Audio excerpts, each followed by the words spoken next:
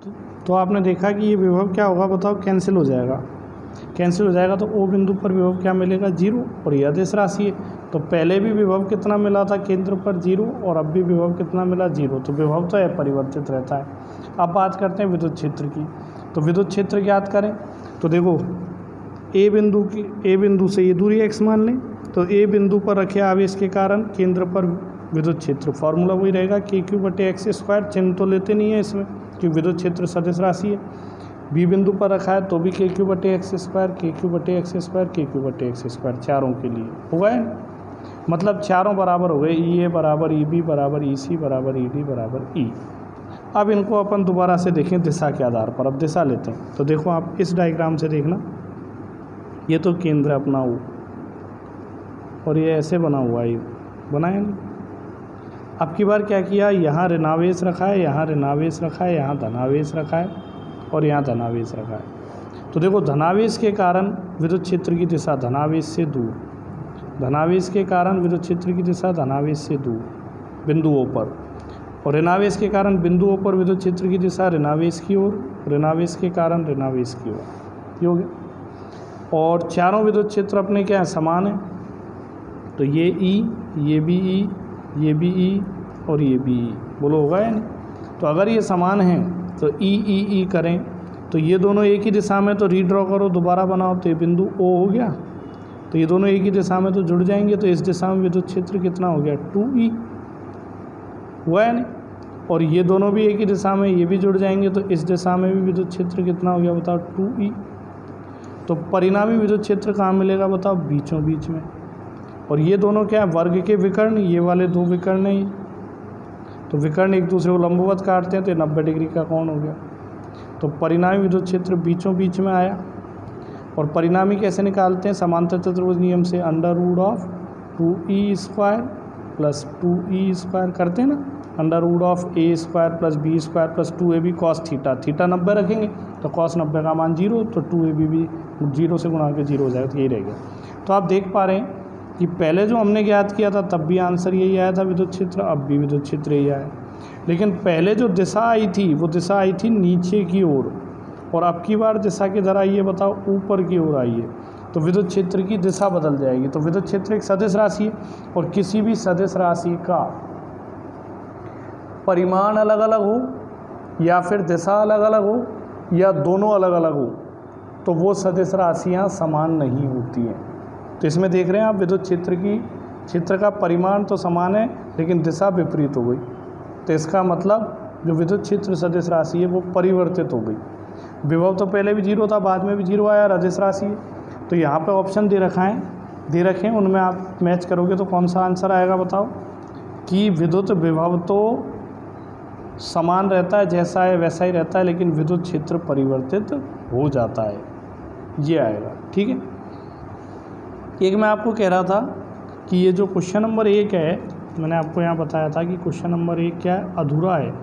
अधूरा नहीं है, ये सामने लिख दिया गया है, अब नज़र आया इधर वाली लाइन में। तो मैं आपको पूरा बताता हूँ, फिर से रिपीट करता हूँ तो ये भी क्लियर हो जाएगा। तो क्वेश्चन नंबर 1 देखो, मैं रिपीट करता हूँ 1 को। किसी बिंदु आवेश से नियत दूरी पर विद्युत क्षेत्र 50 वोल्ट पर मीटर है। विद्युत क्षेत्र दे रखा है 50 वोल्ट पर मीटर, तथा विद्युत विभव 300 वोल्ट है। विद्युत विभव दिया है 300 वोल्ट। तो यह दूरी कितनी है, तो आपको विद्युत क्षेत्र और विद्युत विभव में संबंध बताया था, V = E × R। तो ये तो हो गया 300 और ये हो गया E हो गया 50 × R, 50 का भाग लगा देंगे, R कितना आ जाएगा, 6 मीटर आ जाएगा। तो पहला वाला भी हो गया और दूसरा वाला भी हो गया। अब लेते हैं अपन तीसरा क्वेश्चन, ऑब्जेक्टिव में ही। तीसरा क्या है, एक विद्युत क्षेत्र में किसी बिंदु पर विभव का मान 200 है, तो एक इलेक्ट्रॉन को वहां ले जाने में कितना कार्य करना पड़ेगा। एक विद्युत क्षेत्र में विभव का मान दे रखा है 200 वोल्ट, तो एक इलेक्ट्रॉन को लेके जाना है। तो इलेक्ट्रॉन E, इस पे आवेश होता है 1.6 × 10⁻⁻19 कूलम। आवेश को ऐसे लिख सकते हो Q से, इलेक्ट्रॉन पे आवेश QE या Q से लिख दो। तो इसको इस विद्युत क्षेत्र में ले जाने में कितना कार्य करना पड़ेगा। तो आपने फार्मूला पढ़ा होगा, विभव का फार्मूला क्या पढ़ा था बताओ, कार्य बटे आवेश। तो कार्य का फार्मूला हो जाएगा आवेश गुणा विभव। आवेश गुणा विभव हो जाएगा ही नहीं। अब देखना, ये इलेक्ट्रॉन है तो इलेक्ट्रॉन पर आवेश ऋणावेश होता है और कार्य अदिश राशि है, अदिश राशि में चिन्ह लेके चलते हैं तो ऋणावेश लेके चलेंगे, तो आवेश तो क्या लिखेंगे -1.6 गुणा 10 की घात -19 कूलम, और विभव कितना दे रखा है 200। तो इसको जब आप गुणा करोगे तो आंसर आ जाएगा -3.2 गुणा 10 की घात -17 जूल। ठीक है, तो ये था आपके पास example number 3। Example number 4 solve करता हूँ मैं आपके सामने। इस पेज पे नहीं होगा, मैं दूसरा पेज लेता हूँ आपके सामने। तो दूसरा पेज देखो, एग्जाम्पल नंबर 4, इस पे सॉल्व करते हैं। तो एग्जाम्पल 4 देखेंगे आप। एग्जाम्पल 4 क्या कहता है, x और y निर्देशांक के मूल बिंदु पर 10 माइक्रोकूलम का आवेश स्थित है। ये x y निर्देशांक है, ये x और ये y। इसके मूल बिंदु पर 10 माइक्रोकूलम एक आवेश रखा हुआ है, 10 माइक्रोकूलम का। अब आपसे बोला है बिंदुओं a,0 और a/√2, a/√2 के मध्य विभवांतर का मान कितना होगा। एक तो बिंदु दे दिया a,0, a,0 कौन से अक्ष पे होगा, x अक्ष पे, क्योंकि इसमें y का मान क्या है 0। और दूसरा बिंदु दे रखा है a/√2 और a/√2, a/√2 और a/√2। जैसे a/√2 a से कम होता है तो यहाँ, और इधर भी a/√2 x निर्देशांक, तो एक बिंदु आपको यहाँ मिलेगा ये वाला। तो ये बिंदु कितना हो गया बताओ, a/√2 और a/√2, ये हो गया, हुआ है नहीं। तो एक बिंदु तो हो गया, a बिंदु नाम दे दें, इसको b बिंदु नाम दे दें। तो आपको बोला है कि ये जो दो बिंदु हैं, इन दोनों बिंदुओं पर विभवांतर का मान पूछा है। सॉरी गलती हो गया, चौथा नहीं, 5वां है, चौथा अभी बताऊंगा, ये 5वां क्वेश्चन है। तो विभवांतर पूछा है, तो ए बिंदु पर विभव निकालें। तो ए बिंदु पर विभव कैसे ज्ञात करेंगे, विभव का फॉर्मूला होता है KQ बटे दूरी R। तो Q आवेश के कारण ए बिंदु पर विभव, तो आवेश तो Q ही रहेगा, और दूरी कितनी हो गई A, दूरी कितनी हो गई A, यहाँ से यहाँ तक की दूरी हो गई A, समीकरण नंबर 1। और बी बिंदु पर विभव निकालें। तो बी बिंदु पर विभव निकालने के लिए तो ये Q आवेश है और बी बिंदु यहाँ है, तो बी बिंदु की Q आवेश से सीधी दूरी ज्ञात करेंगे ये। तो ये दूरी कितनी आएगी, तो ये दूरी कैसे ज्ञात कर सकते हैं, मूल बिंदु के निर्देशांक 0 0।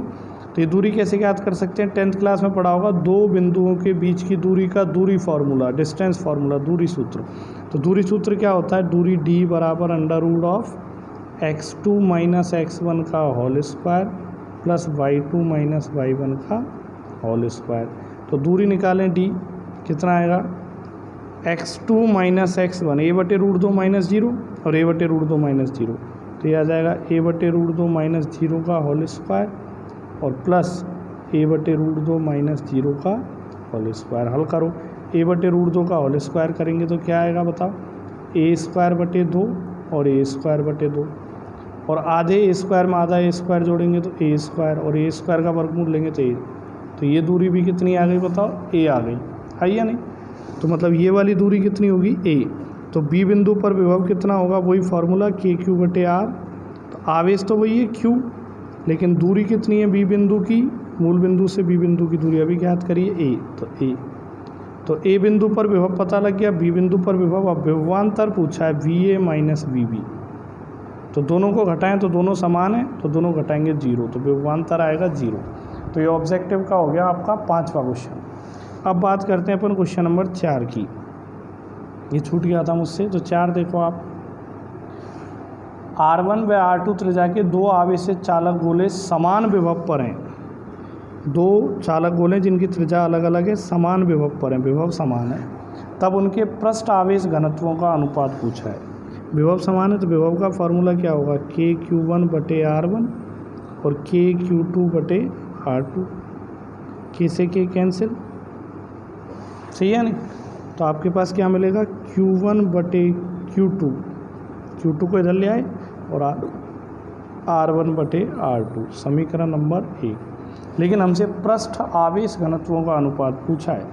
तो पृष्ठ आवेश घनत्वों का अनुपात, पृष्ठ आवेश घनत्व क्या होता है, σ1 बटे σ2, और पृष्ठ आवेश घनत्व की परिभाषा क्या है, एकांक क्षेत्रफल पर आवेश, मतलब आवेश बटे क्षेत्रफल। तो पहले गोले का आवेश Q1 और बटे क्षेत्रफल, पहले गोले का क्षेत्रफल 4πr1², दूसरे गोले का आवेश Q2 और इसका क्षेत्रफल कितना हो जाएगा 4πr2²। समझे? पृष्ठ आवेश घनत्व क्या होता है? आवेश बटे क्षेत्रफल, आवेश बटे क्षेत्रफल। 4π से 4π कैंसिल, तो ये बचेगा Q1 बटे Q2 और ये पलट जाएगा R2 बटे R1 का होल स्क्वायर हो जाएगा। अब समीकरण 1 से Q1 बटे Q2 की जगह R1 बटे R2 लिख देंगे यहाँ। तो यहाँ Q1 बटे Q2 की जगह R1 बटे R2 लिख दें और ये है R2 बटे R1 का होल स्क्वायर। अब इसको आप हल करें तो आंसर आ जाएगा R2 बटे R1। तो ये पृष्ठ आवेश घनत्वों का अनुपात आपको पता लग गया R2 बटे R1। तो इस तरह से बहुचयनात्मक के 5 क्वेश्चन जो हैं वो कंप्लीट होते हैं। अब लेते हैं अपन क्वेश्चन नंबर 6 बहुचयनात्मक का। तो छठा क्वेश्चन क्या कहता है आप देखना, नेक्स्ट पेज पे लेंगे अपन छठा क्वेश्चन। ठीक है, तो क्वेश्चन नंबर 6 आप देखेंगे सभी।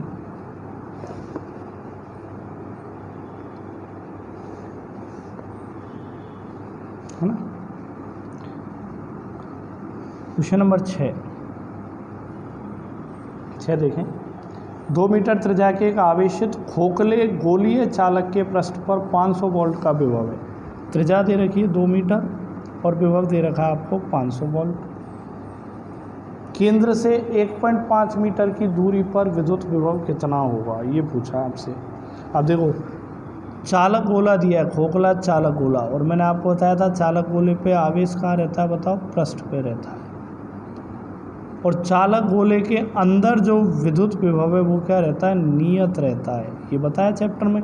तो विद्युत विभव नियत होता है, नियत तो होता ही है, और साथ में किसके बराबर होता है, जितना पृष्ठ पर विभव है उतना ही अंदर रहता है। तो पृष्ठ पे विभव कितना होगा, KQ बटे कैपिटल R। त्रिज्या लेंगे पृष्ठ, तो चालक गोले के पृष्ठ पे जितना विभव होता है अंदर भी उतना ही रहता है, नियत रहता है। ठीक है, तो विभव आपको दे रखा है कितना, पृष्ठ पे विभव डायरेक्ट दे रखा है 500 वोल्ट, तो अंदर भी विभव कितना रहेगा बताओ, 500 वोल्ट ही रहेगा, हल करने की ज़रूरत नहीं है। पृष्ठ पे विभव दे रखा है, हम जानते हैं चालक गोले के पृष्ठ पे जितना विभव होता है अंदर भी उतना ही होता है। ठीक है, आगे बात करें क्वेश्चन नंबर 7 की। देखो, एक अल्फा कण को विरामावस्था में एक बिंदु जहां विभव 70 वोल्ट है से दूसरे बिंदु जहां विभव 50 वोल्ट है तक ले जाने पर उसकी गतिज ऊर्जा कितनी होगी। गतिज ऊर्जा पूछिए। तो अपन ने फार्मूला पढ़ा है, V बराबर विभवांतर पढ़ा है ना, V1 माइनस V2, है ना। विभवांतर V1 माइनस V2 या V2 माइनस V1 बराबर W बटे Q। तो W बराबर कितना आ जाएगा बताओ, Q V1 माइनस V2। बोलो हो जाएगा नहीं। तो कार्य बराबर, अब देखो अल्फा कण का आवेश, तो अल्फा कण पे कितना आवेश होता है आपको ध्यान होना चाहिए।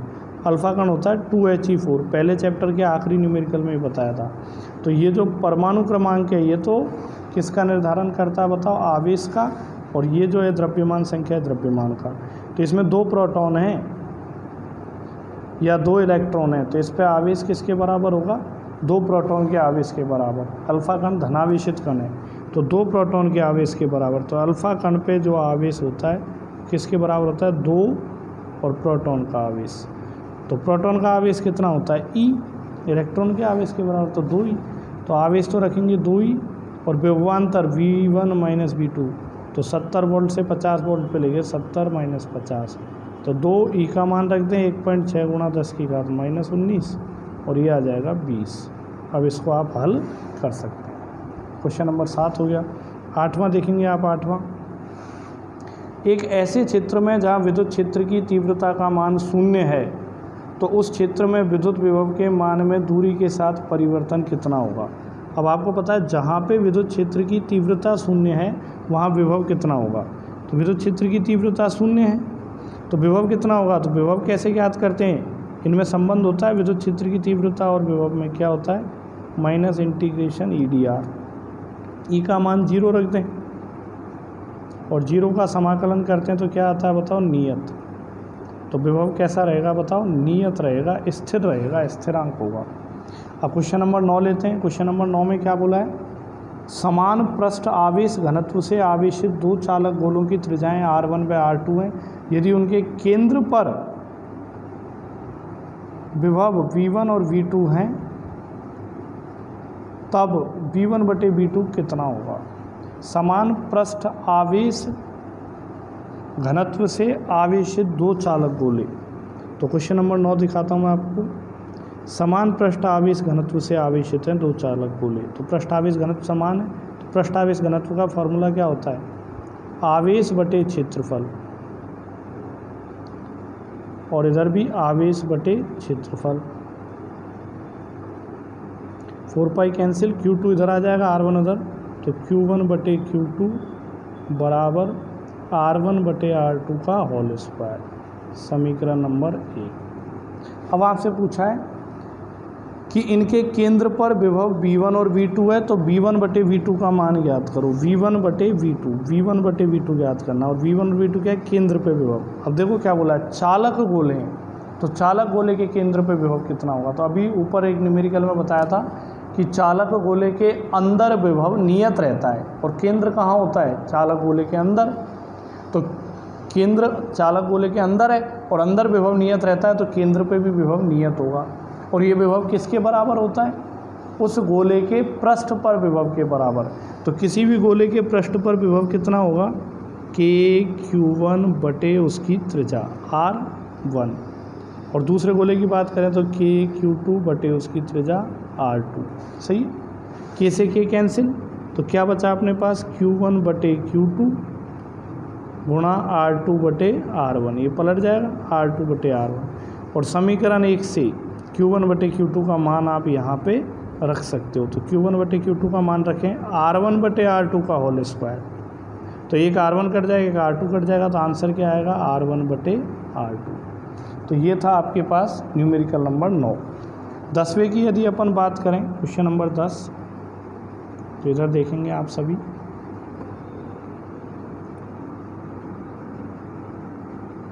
क्वेश्चन नंबर 10 की यदि अपन बात करते हैं, तो 10वां है, एक विद्युत क्षेत्र का विभव फलन दिया है V बराबर -5x plus 3y plus √15z, ये विभव फलन दिया है। ठीक है, अब बोला है इससे परिभाषित बिंदु XYZ पर विद्युत क्षेत्र की तीव्रता का SI मात्रक में होगी, कितनी होगी, तीव्रता निकालनी है। तो विद्युत क्षेत्र की तीव्रता का फॉर्मूला E बराबर -dV/dr बताया है।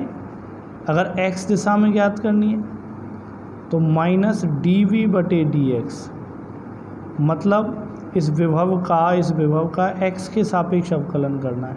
कैसा, आंशिक अवकलन, डेल v/डेल x, डेल लिखते हैं इसको, है ना। ठीक है, तो आंशिक अवकलन करना है, आंशिक अवकलन मतलब x के सापेक्ष करना है, x वाले पद का, और बाकी सबको क्या मानना है, नियत। तो बताओ -5 तो नियत है, x का 1 हो जाएगा, और x के सापेक्ष कर रहे हैं तो बाकी सब नियत, तो ये 0 0, तो आंसर आ गया -5। अब y के सापेक्ष कर दें तो -डेल y के सापेक्ष करेंगे आंशिक अवकलन, तो y वाला वेरिएबल होगा, बाकी ये दोनों नियत, तो इनका 0 इनका 0, इसका अवकलन करेंगे तो देखो 3 को तो बाहर ले लेंगे, y का अवकलन 1 और z वाले का 0, तो आंसर आ गया 3। ऐसे ही z वाले का करेंगे तो -डेल v/डेल z, तो देखो x का 0 y का 0, z का करेंगे तो √15 बाहर, z का हो जाएगा 1, तो आंसर आ गया √15। अब ये 3 दिशाओं में आइए, तो परिणामी विद्युत क्षेत्र कैसे लिखेंगे, x दिशा में i कैप, y दिशा में j कैप और z दिशा में k कैप, तीनों दिशाओं में एक साथ लिख दिया। तो E बराबर कितना हो गया, ये x दिशा का मान रखें -5 i कैप, ये रहा -5, और +3 j कैप और प्लस √15 k कैप, यही तो हुआ। तो E कितना आ गया, अब इसका परिमाण निकालो, परिमाण, तो परिमाण कैसे निकालते हैं, √of i cap j cap और k कैप के गुणांकों के वर्गों के योग का वर्गमूल, तो 5 का स्क्वायर, 3 का स्क्वायर और √15 का स्क्वायर। इसको हल कर लें आप तो कितना आएगा, 25, 9 और 15, हल करो 25 9 34 और 15 49, 49 का वर्गमूल 7। तो कितना आएगा बताओ विद्युत क्षेत्र? 7 आएगा, ये आपको ध्यान रखना है। ये 10वें का आंसर हो गया। बात करते हैं क्वेश्चन नंबर 11 की। तो क्वेश्चन नंबर 11 देखेंगे आप यहीं पे।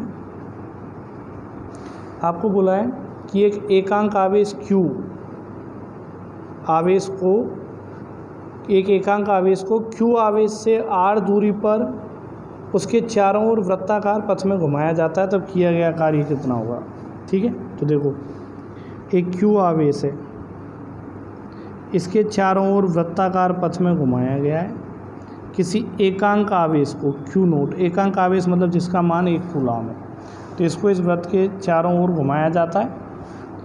तो बताओ किया गया कार्य कितना होगा? तो आपको पता है इस Q आवेश के कारण, ये इसकी त्रिज्या R मान लें, तो Q आवेश के कारण इस वृत्ताकार पथ के प्रत्येक बिंदु पर या इस बिंदु पर विभव कितना होगा? तो विभव तो हो जाएगा KQ/R हो जाएगा।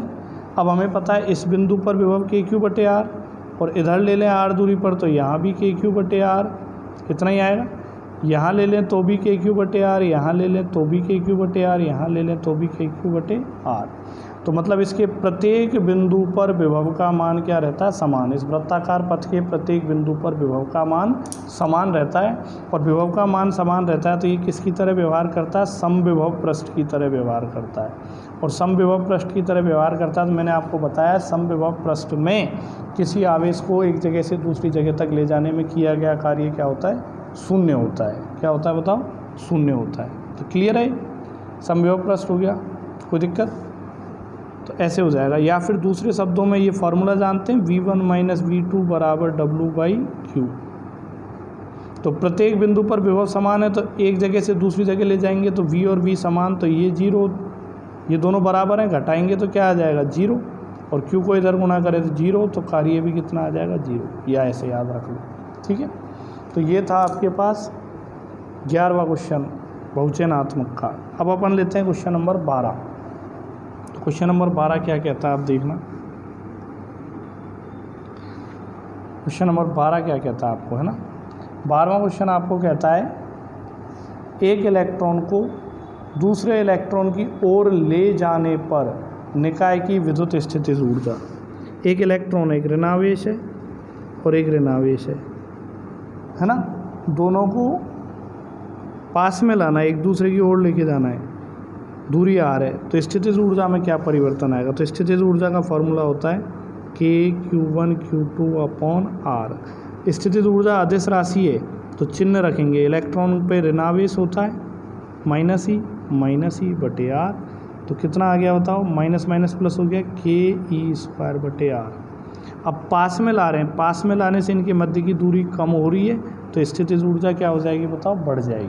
क्लियर है ना। ऋणावेश के लिए चिन्ह रख दिया, माइनस माइनस प्लस हो गया। अब पास में लाने से दूरी कम हो रही है तो स्थितिज ऊर्जा बढ़ेगी। ठीक है। अब बात करते हैं अपन क्वेश्चन नंबर 13 की। 13 क्वेश्चन क्या कहता है? 1000 छोटी छोटी पानी की बूंदें जिनमें प्रत्येक की त्रिज्या R है और प्रत्येक पर आवेश स्मॉल q है, मिलकर एक बड़ी बूंद बनानी है, तो बड़ी बूंद का विभव छोटी बूंद के विभव की तुलना में कितने गुना अधिक होगा? ठीक है, ठीक है। तो पता करते हैं। तो 1000 छोटी छोटी बूंदों को मिलाकर बड़ी बूंद बनाएं, तो बड़ी बूंद का आयतन उन 1000 बूंदों के आयतन के बराबर होगा। ये तो 10th क्लास में पढ़ा है। छोटी मिला के बड़ी बूंद बनाएं तो आयतन क्या रहता है? बराबर।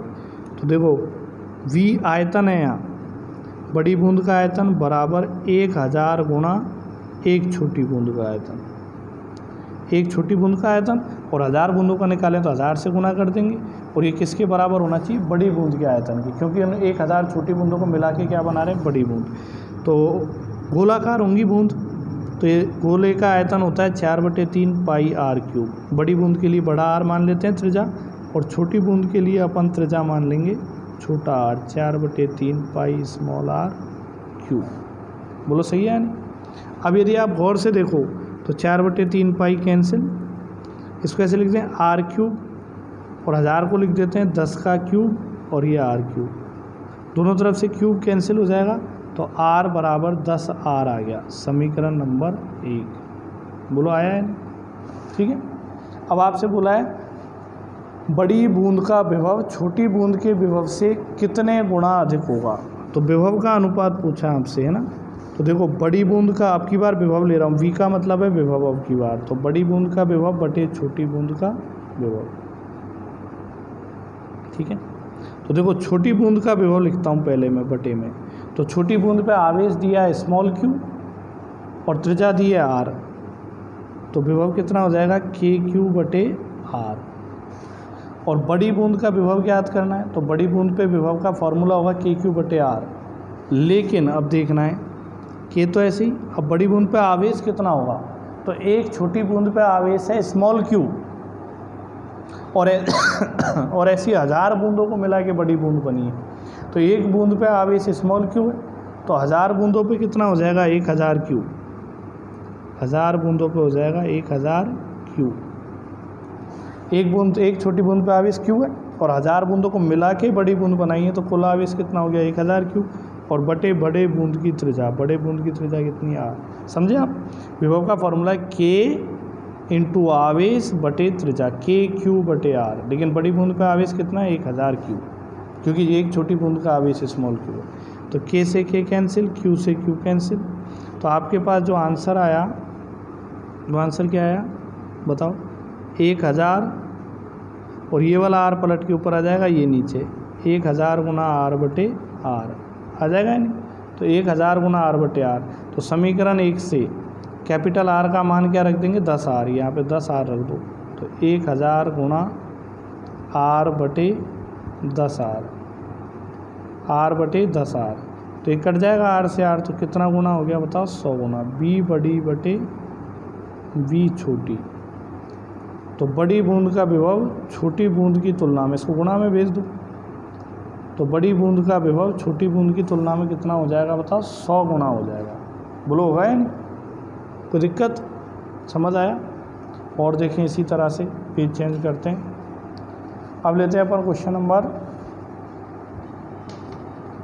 14। तो क्वेश्चन नंबर 14 क्या कहता है अपन को, ये देखना है आपको। ठीक है, क्वेश्चन नंबर 14 देखेंगे आप थोड़ा सा आगे। तो क्वेश्चन नंबर 14 देखेंगे आप सभी।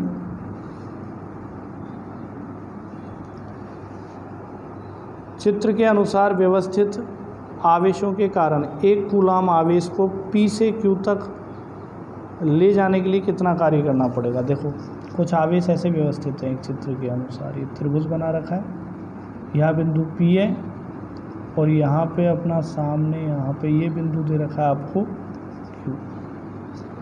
ठीक है, देखो क्लियर नहीं आ रहा, अब क्लियर आएगा, है ना।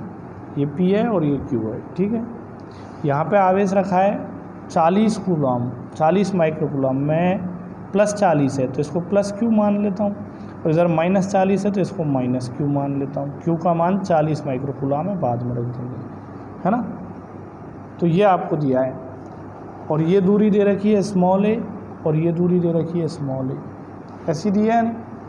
ठीक है, तो इसको P से Q तक ले जाने में कितना कार्य करना पड़ेगा। तो पहले कार्य ज्ञात करना है, तो कार्य के लिए क्या पता होना चाहिए। देखो कार्य बटे आवेश बराबर P से Q तक ले जाना, तो Q बिंदु पर विभव -P बिंदु पर। विभवांतर का फॉर्मूला ही विभवांतर बराबर कार्य बटे आवेश, यही तो है या नहीं। ठीक है, तो P बिंदु पर विभव निकालें पहले। तो P बिंदु पर, इस फॉर्मूले को तो यहीं रहने दो, P बिंदु पर विभव निकालें। तो बिंदु P पर विभव कितना आएगा, एक तो ये +Q आवेश के कारण A दूरी पर विभव, तो कितना आ जाएगा KQ बटे A, और एक -Q आवेश के कारण A दूरी पर विभव, तो हो जाएगा K इंटू -Q बटे A। विभव अदिश राशि है, चिन्ह लेंगे, तो माइनस आगे आ जाएगा तो कितना हो जाएगा 0। तो P बिंदु पर विभव हो गया 0, है ना। अब देखो ये दोनों समान है, ये लंब हो गया ये, और ये उभयनिष्ठ हो गई, तो ये दोनों त्रिभुज सर्वांग सम हो गए। सर्वांग सम त्रिभुजों के संगत अवयव बराबर होते हैं, तो ये भुजा भी बराबर होनी चाहिए इसके। तो मान लें इस भुजा की दूरी कितनी है x, तो ये भी कितनी होगी बताओ x। अब Q बिंदु पर विभव निकालते हैं। Q बिंदु पर, तो Q बिंदु पर +Q आवेश के कारण x दूरी पर विभव, तो के क्यू बटे एक्स, और प्लस माइनस क्यू आवेश के कारण ए बिंदु पर विभव, के माइनस क्यू बटे एक्स, ये माइनस आगे आ जाएगा तो ये भी जीरो, तो क्यू बिंदु पर विभव जीरो, पी बिंदु पर विभव जीरो, तो यहाँ रखो आप, तो क्या आ जाएगा बताओ, डब्लू बटे क्यू बराबर जीरो माइनस जीरो, जीरो, मतलब डब्लू बटे क्यू बराबर जीरो, क्यू गुणा में चला जाएगा, डब्लू कितना आ जाएगा जीरो। तो किसी भी आवेश, एक आवेश को पी बिंदु से क्यू बिंदु तक ले जाने में किया गया कार्य कितना हो गया बताओ, ज़ीरो हो गया। लास्ट जो क्वेश्चन आता है अपना 15वां क्वेश्चन क्या कहता है आपको, एक जैसी 64 पारे की गोलियां, प्रत्येक पर विभव 10 वोल्ट है ना, छोटी गोली पर विभव, बी का मतलब मैंने यहाँ विभव लिया है, छोटी गोली पर, एक गोली पर विभव है 10 वोल्ट, और कितनी गोलियाँ, 64 गोलियाँ मिलाकर एक बड़ी गोली बनाई जाए तो गोली की सतह पर विभव कितना होगा, बड़ी गोली पे विभव पूछा है, अभी किया था वैसे ही करना है। पहले आयतन ले लेते हैं, बड़ी गोली का आयतन 4/3 पाई आर क्यूब बराबर 64 छोटी गोलियों का आयतन, तो 4/3 पाई स्मॉल आर क्यूब। समझ पा रहे हो, 64 गोलियों को मिला के बड़ी गोली बनाई है, तो 64 छोटी गोलियों का आयतन बराबर बड़ी गोली का आयतन, 4/3 पाई कैंसिल, आर क्यूब ऐसे ही 64 को लिख सकते हैं 4 का क्यूब और आर क्यूब कैंसिल, तो आर बराबर 4r, बोलो आ गया है नहीं, ठीक है। तो r बटे आर बाद में देखेंगे, ये ध्यान रखना है, समीकरण नंबर 1 है ना। अब बोला बड़ी गोली पर विभव कितना होगा, बड़ी गोली पे विभव, तो देखें आप, बड़ी गोली पे विभव ज्ञात करना है, तो बड़ी गोली का विभव अनुपात छोटी गोली का विभव, अभी समझाया था पिछले न्यूमेरिकल में, छोटी गोली का विभव कितना होगा, के क्यू बटे आर होगा, और बड़ी गोली का विभव भी इसी फॉर्मूले से लिखेंगे के, लेकिन बड़ी गोली पे आवेश कितना हो जाएगा, तो एक छोटी गोली पे आवेश है स्मॉल क्यू, और बड़ी गोली 64 गोलियों को मिला के बनी है, तो एक गोली पे आवेश क्यू है, तो 64 गोलियों को मिला के बनाया, तो बड़ी गोली पे आवेश हो गया 64 क्यू, सब जुड़ जाएंगे क्यू क्यू क्यू, और बड़ी गोली की त्रिज्या है आर। अब देखो के कैंसिल, क्यू कैंसिल, तो क्या आंसर मिलेगा आपको बताओ, 64 गुणा आर बटे आर, और कैपिटल आर की जगह अपन क्या रख देंगे बताओ, यहाँ से समीकरण 1 से 4r, तो 64 गुणा आर बटे 4r, तो ये आ जाएगा बी बड़ी गोली का विभव है ना, और बटे में छोटी गोली का विभव, छोटी गोली का विभव दे रखा है 10 वोल्ट, और ये हो जाएगा आर से आर गया तो इधर हो जाएगा 16, तो इधर गुणा हो जाएगा, तो बड़ी गोली का विभव आ गया 160 वोल्ट आ गया। तो इसी के साथ अपन के बहुचयनात्मक क्वेश्चन ख़त्म होते हैं चैप्टर 3 के।